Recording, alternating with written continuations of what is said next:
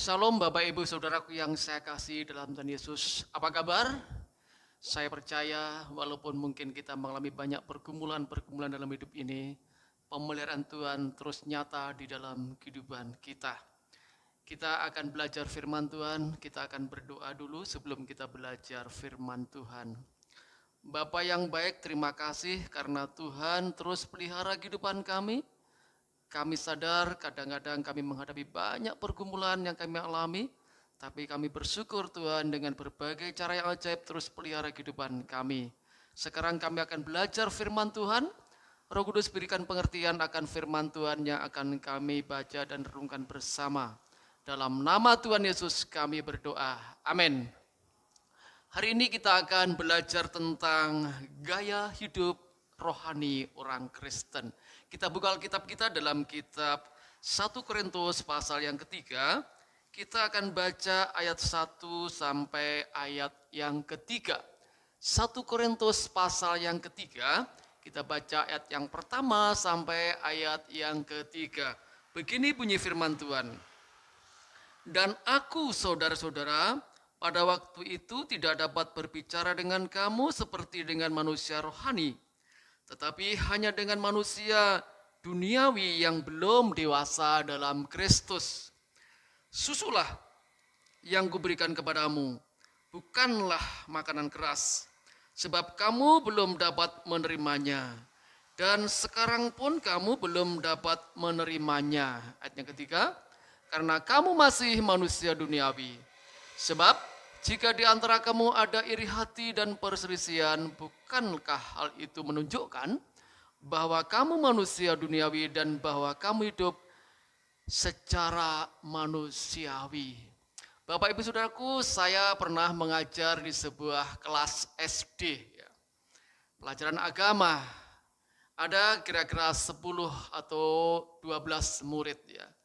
Ketika saya mengajar pelajaran agama, ada banyak tanggapan-tanggapan, ada banyak gaya yang muncul dalam kehidupan anak-anak yang saya ajar. Ada yang sepertinya tertidur waktu ditanya dia bisa jawab juga.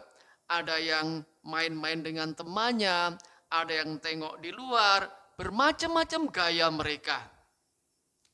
Tentunya bagi Bapak Ibu sebagai yang pernah mengajar atau sebagai guru, pengalaman yang saya alami bisa saja menjadi pengalaman Bapak Ibu semua sebagai seorang guru.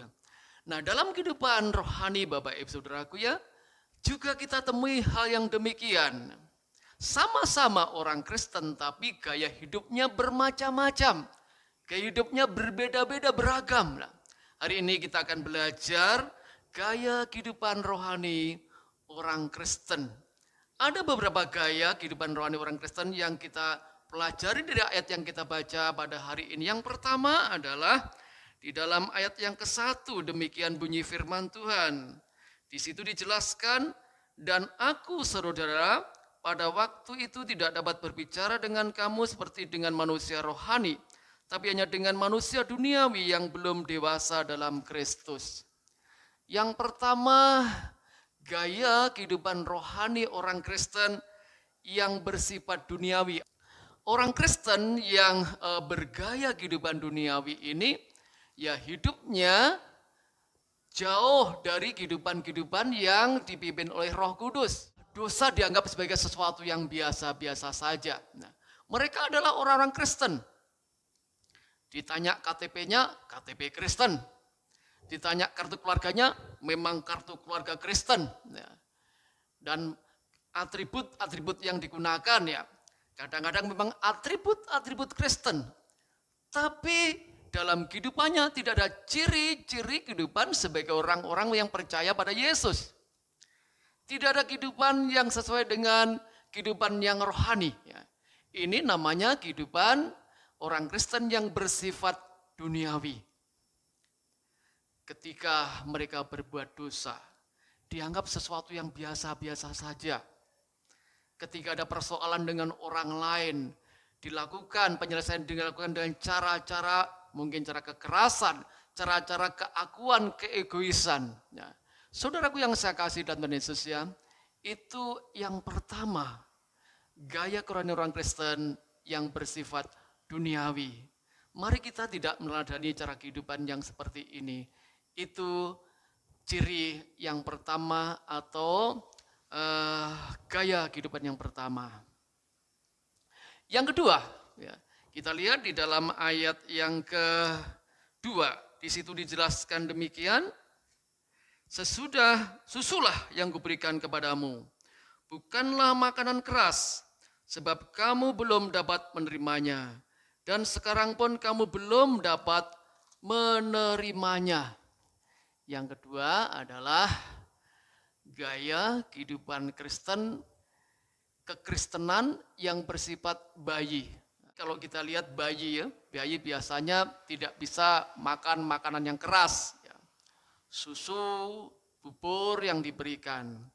Bayi atau anak-anak ada kecenderungan biasanya mau menangnya sendiri. Kalau tidak bisa mencapai apa yang dia inginkan, marah, menangis. Dan bayi biasanya itu ketika keinginannya tidak terpenuhi, merajuk, ya. Dan biasanya dia suka menuntut bayi itu ya. Dalam kehidupan kekristenan juga ada yang orang Kristen punya sifat demikian. Sebetulnya sifat demikian itu adalah menunjukkan kekristenan yang masih bayi atau anak-anak.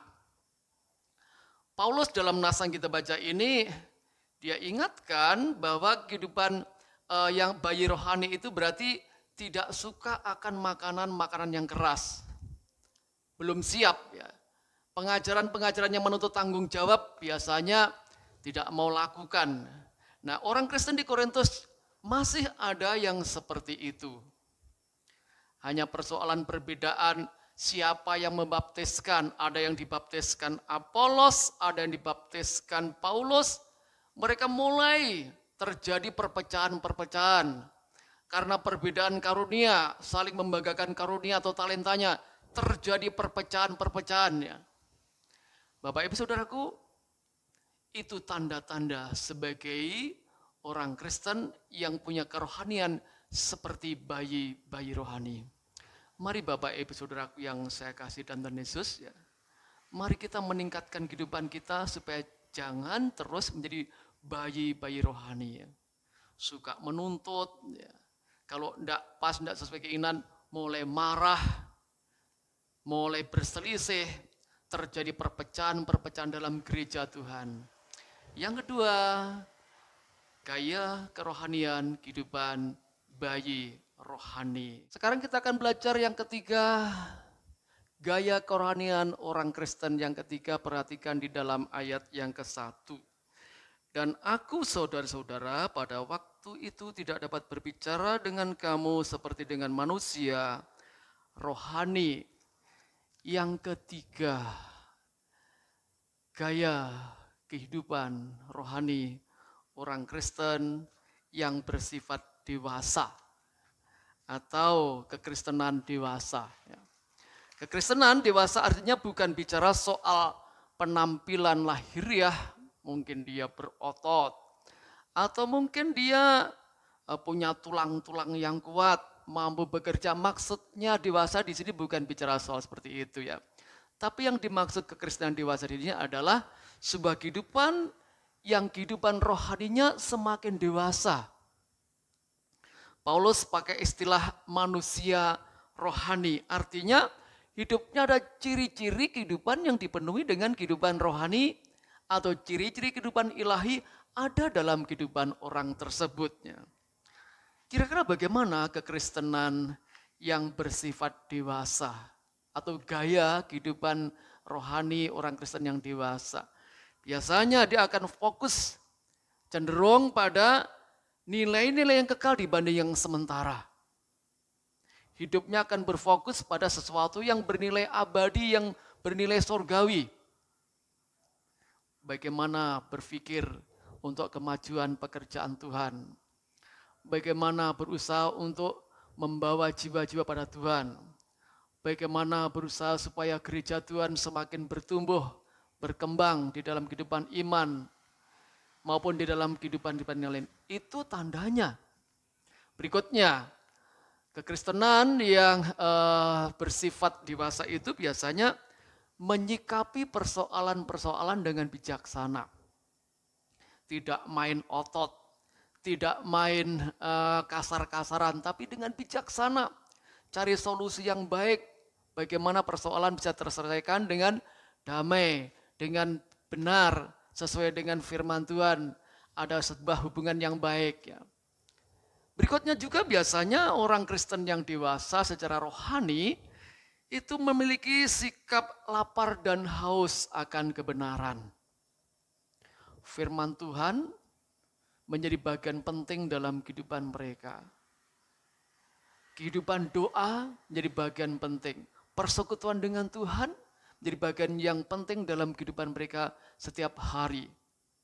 Firman Tuhan dijadikan sebagai makanan walaupun keras, ya, diterima dengan sukacita. Mungkin bicara soal tanggung jawab, mungkin menegur dosa, dia akan terbuka. Ya. Karena dia cirinya haus akan kebenaran. Mari Bapak Ibu Saudaraku, kita bangun kehidupan semakin dewasa secara rohani. Dan Tuhan mengendaki kehidupan Kristen kita adalah kehidupan Kristen yang dewasa. Jadi hari ini kita belajar ada beberapa gaya kerohanian kehidupan orang Kristen. Yang pertama, kekristenan yang bersifat duniawi. Mari kita tinggalkan sikap-sikap demikian. Terima Yesus sebagai Tuhan dalam hidup kita. Bila Roh Kudus menolong kita supaya perubahan-perubahan sikap. Yang kedua, kekristenan bayi. Kekristenan bayi itu tidak akan mau melakukan tanggung jawab. Mari kita semakin bertumbuh. Dan yang ketiga adalah kekristenan dewasa secara rohani. Mari kita kejar. Jadi orang Kristen yang semakin dewasa dalam kehidupan hidup kita seiring dengan bertambahnya umur. Tuhan memberkati kita. Amin. Mari kita berdoa. Bapak, terima kasih buat firman-Mu. Tanamkan firman Tuhan dalam kehidupan kami. Jadikan kami orang-orang percaya yang semakin bertumbuh dewasa dalam kehidupan iman. Seiring perjalanan waktu, kami semakin bertumbuh ke arah keserupaan dengan Kristus. Terima kasih. Dalam nama Yesus kami bersyukur dan berdoa. Amin. Salam, Tuhan memberkati kita.